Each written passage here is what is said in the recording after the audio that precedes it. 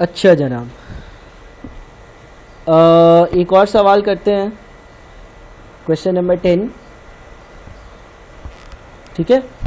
और इसमें एक डायग्राम बना हुआ है, ये बैक है, ये फ्रंट है। लिखता है the diagram shows the seating plan for passengers in a mini bus. बोलते हैं ये मिनी बस का डायग्राम है, सही है। विच इज 17 सीट्स, अगर तुम काउंट करोगे 17 होगी। 1 2 3 4 5 6 7 8 9 10 11 12 13 14 15 16 17 17 सीट्स हैं। The diagram shows the seating plan for passengers in a minibus which has 17 seats arranged in 4 rows. 4 रोज है, पहली, दूसरी, तीसरी, चौथी, इस तरह से ये रोज काउंट कर रहा है। The back row has 5 seats, ऐसा ही है, and the 3 other rows have 2 seats on each side, ऐसा ही है। 11 passengers get on the minibus. 11 passengers mini bus पर आ गए। पहला पार्ट कहता है how many possible seating arrangements are for the 11 passengers. ये 11 पैसेंजर्स कितने अलग अलग तरह पर बस में बैठ सकते हैं। 17 सीट्स हैं, उसमें 11 लोगों को अरेंज होना है, तो 7p11 और 7p11 कितना होगा भाई, सॉरी 17p11, ये हो जाता है 4.94 इंटू 10 पावर 11। बहुत सारे तरीके हैं, काउंटलेस।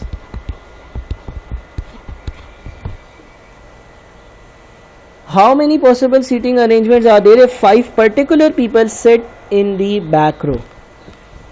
अगर ख़ास मखसूस 5 लोग बैक वाली रो में बैठ जाएं तो कितने तरीके हैं। तो भाई 5 खास लोग, mister A, mister B, mister C, mister D, mister E, 5 लोग पीछे वाली रो में बैठेंगे। वो पीछे अपने आप को 5 फैक्टोरियल तरीकों में अरेंज कर लेंगे। अब 17 में से 5 सीट्स बैक पर कवर हो गई, 5 लोग बैठ गए, वो अपने आप को 5 फैक्टोरियल तरीकों में बिठा देंगे। इसके बाद आगे 12 सीट्स हैं, वो जो आगे वाली 12 सीट्स हैं, 11 में से 5 लोग पीछे बैठ गए, 6 बच गए। आगे वाली 12 सीट्स में 6 लोग अपने आप को 12p6 तरीकों में अरेंज कर सकते हैं। तो 5 फैक्टोरियल मल्टीप्लाइड बाई 12p6 यानी कि 798,336,000, 798,336,000। ठीक है, तो पार्ट 1 भी हो गया, पार्ट 2 भी हो गया। फिर बोलते हैं ऑफ द 11 पैसेंजर्स, ये जो 11 पैसेंजर्स हैं 5 आर अनमैरिड, 5 अनमैरिड है। यानी कि 11 जो है ना, इसमें 2 तरह की बाइफर्केशन है, 5 अनमैरिड हो गए, 6 मैरिड हो गए। And the other 6 consist of 3 married couples. अच्छा, इसमें 3 मैरिड कपल्स हैं, mister and Mrs A, Mr. and Mrs. B, Mr. and Mrs. C. In how many ways can 5 of the 11 passengers on the bus be chosen? कितने अलग अलग तरीकों में इन 11 में से 5 लोगों को मैं सेलेक्ट कर सकता हूँ। If there must be 2 married couples, अगर 2 married couples हों, and 1 other person who may or may not be married, और एक दूसरा कोई भी बंदा हो जो मैरिड भी हो सकता है, जो अनमैरिड भी हो सकता है। तो सबसे पहली बात जो मैं करूँगा वो ये है कि यार ये 3 कपल्स हैं ना, 3 कपल्स हैं, 3 में से कितने कपल सेलेक्ट करने हैं, 2।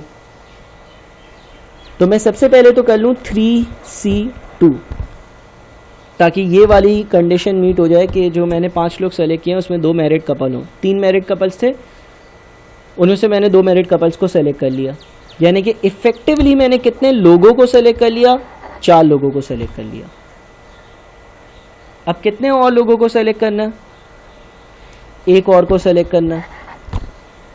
अच्छा, बचे कितने लोग होंगे, 7 लोग बचे होंगे। 7 कैसे, 5 अनमैरिड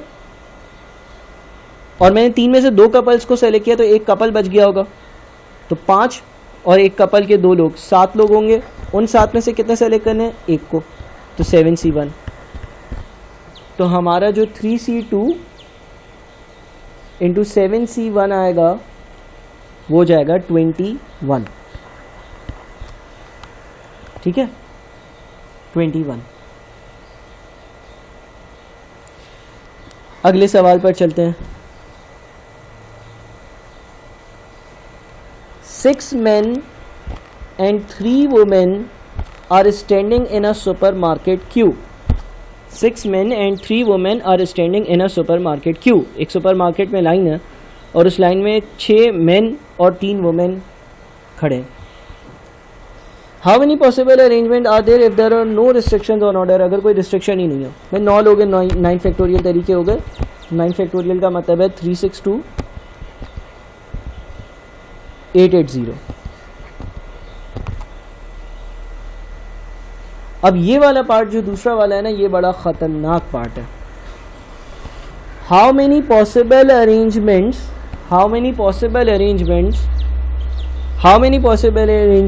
आर देयर if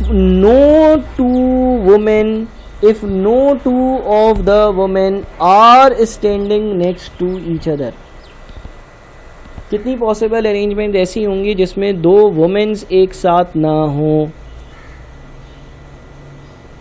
अब इसको मैं सॉल्व तो करता हूँ, लेकिन शायद पहली बार में आपकी अकल जो है ना वो यहाँ तक पहुँचेगी नहीं। तो पहले तो कोशिश करना समझने की। देखो मैं इतने सारे ब्लॉक्स बनाता हूँ।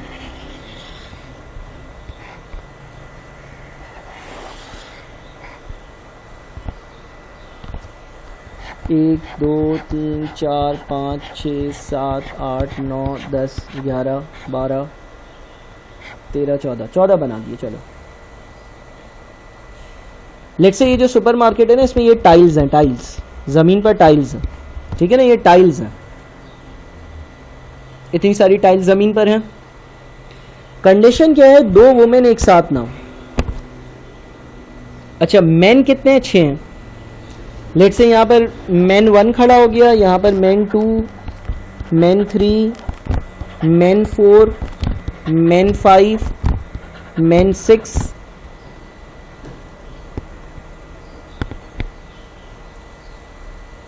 ठीक है। एक टाइल छोड़ी मैन 1 खड़ा हुआ, एक टाइल छोड़ी मैन 2 खड़ा हुआ, एक टाइल छोड़ी मैन 3 खड़ा हुआ, एक टाइल छोड़कर मैन 4 खड़ा हुआ, एक टाइल छोड़कर अगली टाइल पर मैन 5 खड़ा हुआ। टाइल्स पर ही खड़े हैं, तुम समझ लो वो टाइल्स के एक ब्लॉक में एक मैन खड़ा हो गया। पहली टाइल छोड़ी हुई है, दूसरी टाइल में एक मैन खड़ा हो गया, तीसरी टाइल छोड़ी हुई है, चौथी टाइल में एक मैन खड़ा हुआ है, पांचवी टाइल छोड़ी हुई है, छठी टाइल में एक मैन खड़ा हुआ है, सातवीं टाइल छोड़ी हुई है, आठवीं टाइल में एक मैन खड़ा हुआ है। इस तरह से ये खड़े हुए हैं, इस तरह से ये खड़े हुए हैं। अब पहले तो मैन की बात करते हैं। 6 मैन है, डायग्राम के हिसाब से ये अपने आप को 6 फैक्टोरियल तरीकों में अरेंज कर सकते हैं। सवाल की कंडीशन ये थी कि 2 वुमेन्स एक साथ ना हो। ये तो नहीं थी ना कि वुमेन शुरू में नहीं आ सकती या एंड में नहीं आ सकती। नहीं सर, ये कंडीशन नहीं थी। वुमेन चाहे तो शुरू में आ जाए, चाहे तो एंड में आ जाए, लेकिन एक टाइल में एक बंदा खड़ा हो सकता है। तो अब देखो वुमेन कितनी है? 3 है। अगर मैं ये कहूं कि यार उनके पास ऑप्शंस क्या क्या है, 1, 2, 3, 4, 5, 6, 7, इन 7 में से किसी भी जगह पर वो खड़ी हो सकती हैं और अपने आप को 7p3 तरीकों में अरेंज कर सकती हैं। लिहाजा इसका जो आंसर होगा वो होगा 6 फैक्टोरियल इंटू 7p3, यानी कि 151200। अब सर ऐसे क्यों किया?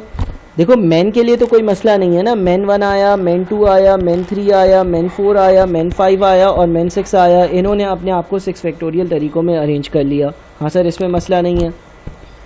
वुमेन के लिए 7 पॉसिबिलिटीज़ हैं जहाँ पर वो खड़ी हो सकती हैं 3, लेकिन 7 जगह पर खड़ी हो सकती हैं, तो इसीलिए 7p3। मिसाल के तौर पर लेट्स से वुमेन 1, वुमेन 2 और वुमेन 3 यूं खड़ी हो जाए, तो सर फिर इस जगह का क्या होगा, इस जगह का क्या होगा, इस जगह का क्या होगा, इस जगह का क्या होगा? भाई जगह भरनी ज़रूरी थोड़ी है। अगर फॉर एग्जांपल वुमेन 1 यहाँ है, वुमेन 2 यहाँ है और वुमेन 3 यहाँ है और ये जगह खाली है, एक ज़मीन पर टाइल है, वो टाइल खाली है, तो मैन 3 मैन 4 साथ हो गए। ये टाइल खाली है तो मैन 4 मैन 5 साथ हो गए। कंडीशन क्या थी? मैन साथ हो सकते हैं, हाँ हो सकते हैं। कौन साथ नहीं हो सकता? वुमेन साथ नहीं हो सकती। ठीक है, तो इसको ज़रा 2-4 बार देखने वाली बात है, एक बारी में थोड़ा सा मुश्किल होगा समझना। आगे बोलते हैं 3 of the people in the queue are chosen to take part in a customer survey। 3 लोगों को कस्टमर सर्वे के लिए पिक किया गया। How many choices are possible if at least 1 women must be included. कम अज़ कम एक वुमेन जो है वो सर्वे का पार्ट हो। इसका मतलब ये हो गया कि 3 जो वुमेन है उसमें से एक वुमेन को सेलेक्ट किया 3C1, फिर 6 जो मैन है उसमें से 2 लोगों को सेलेक्ट किया, क्योंकि टोटल 3 लोगों को सेलेक्ट करना है, तो ये 45 तरीके हो गए। या 3 में से 2 वुमेन्स को सेलेक्ट किया यानी कि 3C2, और 6 में से एक मैन को सेलेक्ट किया यानी कि 6C1, तो ये कितने तरीके हो गए? 3C2 इंटू 6C1 यानी कि ये अगेन हमारे 18 तरीके हो गए।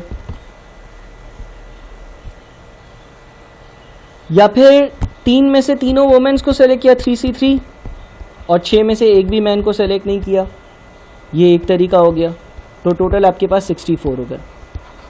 ठीक है, ये एक तरीका है आंसर निकालने का। क्या आपने ये देख लिया कि यार एक वुमेन वाले कितने तरीके हैं, 2 वुमेन वाले कितने तरीके हैं और 3 वुमेन वाले कितने तरीके हैं। ठीक है,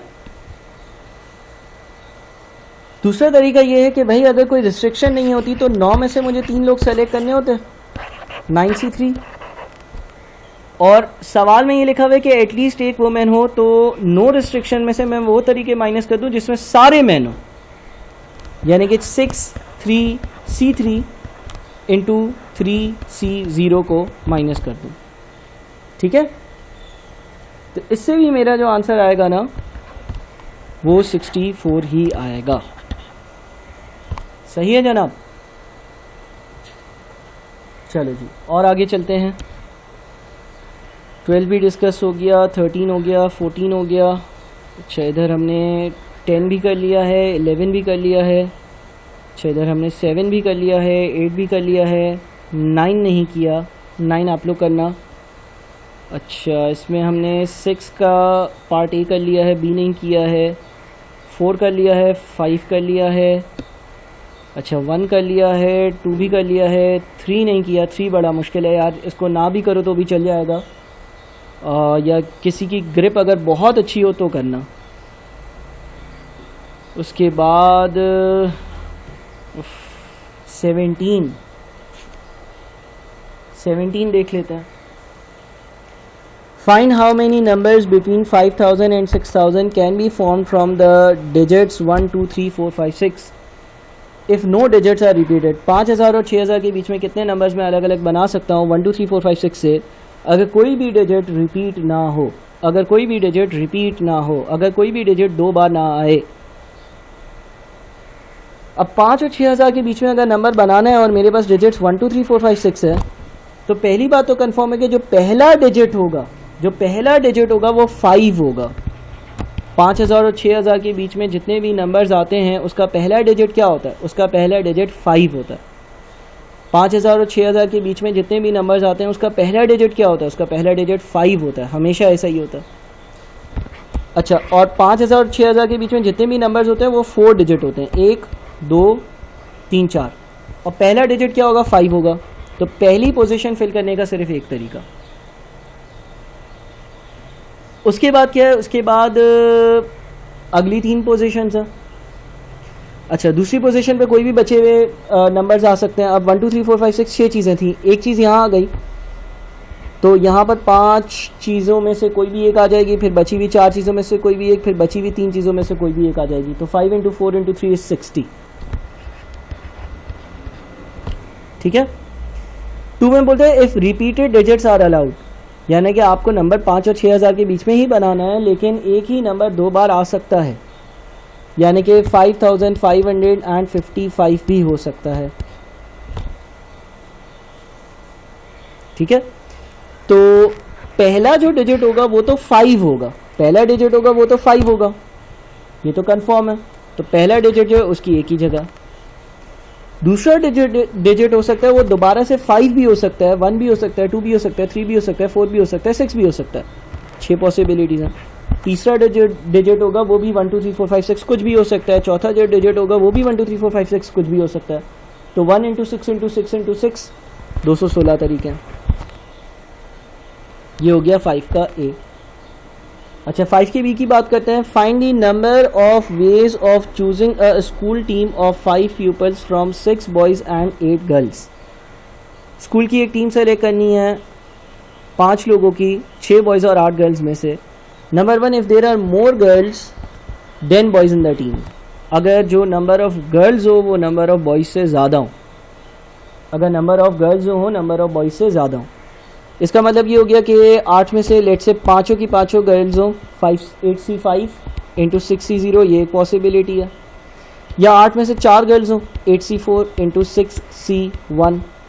या 8 में से 3 गर्ल्स हो, यानी कि 8C3 × 6C2, और इसको ऐड कर दो, ठीक है ना। 8C5 × 6C0 plus 8C4 × 6C1 plus 8C3 × 6C2, 1316 तरीके आते हैं।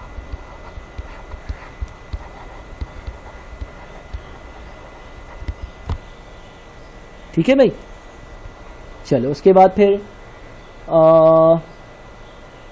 कौन सा करें यार, 19 का एक दो 19 के पार्ट्स कर लेते हैं।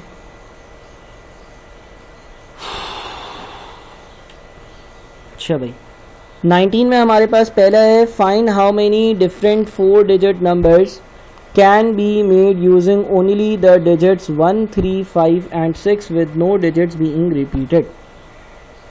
कितने 4 डिजिट नंबर्स बना सकते हो? Find how many different 4 digit numbers can be made, कितने अलग अलग 4 डिजिट नंबर्स बन सकते हैं using only the digit 1 3 5 and 6। अगर आपको 1 3 5 और 6 ये डिजिट्स इस्तेमाल करने हो with no digits being repeated, और कोई डिजिट जो है वो रिपीट ना हो, तो 4 फैक्टोरियल तरीका होगा। सिंपल है बिल्कुल, 4 चीज़ें हैं वो अपने आप को 4 फैक्टोरियल तरीकों में यानी कि 24 अलग अलग तरीकों में अरेंज कर सकती हैं, दैट्स इट। सेकेंड पार्ट में क्या बोलता है, ये शायद मुश्किल है थोड़ा। सेकेंड पार्ट में बोलता है find how many different odd numbers. Odd number की पहली कंडीशन, जो आखिरी डिजिट होगा वो ऑड होगा। Find how many different odd numbers greater than 500, जो 500 से ज़्यादा हो, can be made using some और all of the digits 1 3 5 and 6 with no digit being repeated। कितने ऑड नंबर्स बना सकते हो जो 500 से ज़्यादा हो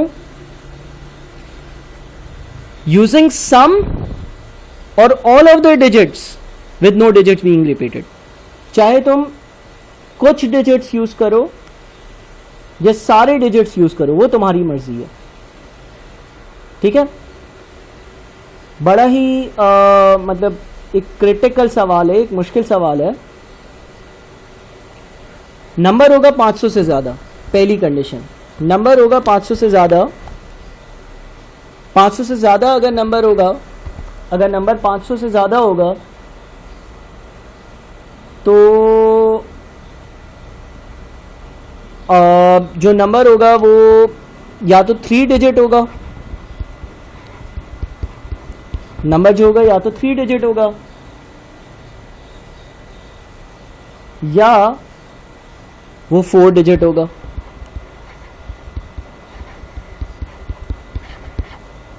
आपके पास टोटल 1 3 5 6 है ना, नंबर 3 डिजिट भी हो सकता है, 4 डिजिट भी हो सकता है। 500 से ज़्यादा का मतलब हज़ारों में भी हो सकता है और हंड्रेड्स में भी हो सकता है। ऑड होना चाहिए। ऑड कब होता है? ऑड तब होता है जब लास्ट डिजिट ऑड हो। ऑड तब होता है जब लास्ट डिजिट ऑड हो। ऑड तब होता है जब लास्ट डिजिट ऑड हो।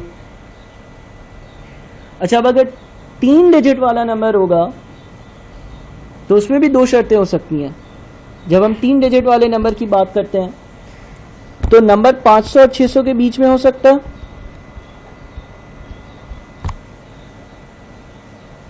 या नंबर 600 और 999 के बीच हो सकता है? सबसे पहले ये देख लेते हैं ना कि 500 और 600 के बीच में कितने ऐसे ऑड डिजिट वाले नंबर्स में 1356 से बना सकता हूं। 500 600 के बीच में अगर कोई नंबर होगा, पहला नंबर क्या होगा? फिर 5 ही होगा। 1356 में से पहला जो डिजिट होगा वो तो 5 ही होगा, यानी कि पहले वाले बॉक्स में एक ही पॉसिबल चीज आ सकती है। आखिरी वाला डिजिट क्या होगा?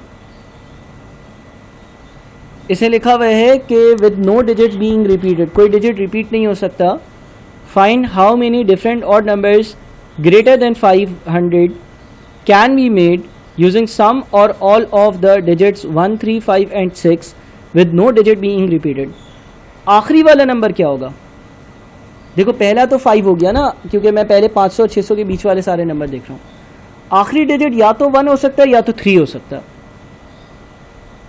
क्योंकि अगर पूरा नंबर ऑड है तो आखिरी नंबर ऑड होना चाहिए। तो आखिरी डिजिट या तो 1 होगा या तो 3 होगा, यानी कि दो चीज़ें हो सकती हैं, 1 या 3 में से कोई भी एक चीज़ होगी। अच्छा, अब पहला डिजिट 5 हो गया, आखिरी डिजिट 1 या 3 में से एक हो गया, बच क्या गया? 6 बच गया, और 1 3 में से जो नहीं यूज़ हुआ वो बच गया, यानी कि 1 × 2 × 2 इज़ 4। 4 ऐसे नंबर्स हो सकते हैं जो ऑड हो, जिनका आखिरी डिजिट 1 3 हो, 1 3 5 6 से बने हुए हों, कोई भी नंबर रिपीट ना हो रहा हो। 4 ऐसे ऑड डिजिट्स हो सकते हैं। अच्छा, फिर 600 और 999 के बीच में क्या क्या हो सकता है? 600 और 999 के बीच में क्या क्या हो सकता है? अगर कोई नंबर 600 और 999 के बीच होगा और ऑड होगा तो पहला डिजिट तो जो है ना वो 6 ही होगा, है ना, बिकॉज मेरे पास नंबर्स ही क्या है, 1 3 5 6 हैं, तो पहला डिजिट तो 6 कर दिया। पहला डिजिट 1 या पहला डिजिट 3 होता तो वो नंबर 500 से छोटा हो जाता, ये कंडीशन है। तो पहला डिजिट हो गया 6। आखिरी डिजिट क्या हो सकता है? आखिरी डिजिट 1 हो सकता है, आखिरी डिजिट 3 हो सकता है, आखिरी डिजिट 5 हो सकता है। 1 3 5 तीनों ऑड है। आखिर वाला ब्लॉक जो है उसमें कोई भी 1 3 5 में से एक नंबर आ सकता है। 1 3 5 में से एक आखिर में आ गया, 6 पहले आ गया, बच कितने गए? 2 में से कोई भी एक बीच में आ जाएगा। तो 1 × 2 × 3 इज़ 6 ऐसे नंबर्स हैं जो 600 और 999 के बीच में हैं, जो 500 से ज़्यादा हैं, जो 1 3 5 6 से फॉर्म होते हैं और जो ऑड हैं। ये 3 डिजिट की कहानी हो गई। अच्छा सर, 4 डिजिट में क्या हो सकता है? 4 डिजिट को आप इस तरह से भी ब्रेक कर सकते हो कि यार 4 डिजिट वाले नंबर्स कुछ वो हो सकते हैं जो स्टार्ट हों 1 से, बिकॉज आपके पास 1 3 5 6 है ना, स्टार्ट 1 से हो, पहला नंबर 1 हो। पहला नंबर अगर 1 होगा, जिसका एक ही 1 है, तो पहले प्लेस तो 1 ने ऑक्यूपाई कर ली। ऑड होना चाहिए, ऑड होने के लिए आखिर में अब क्या आएगा? या तो 3 आएगा या तो 5 आएगा।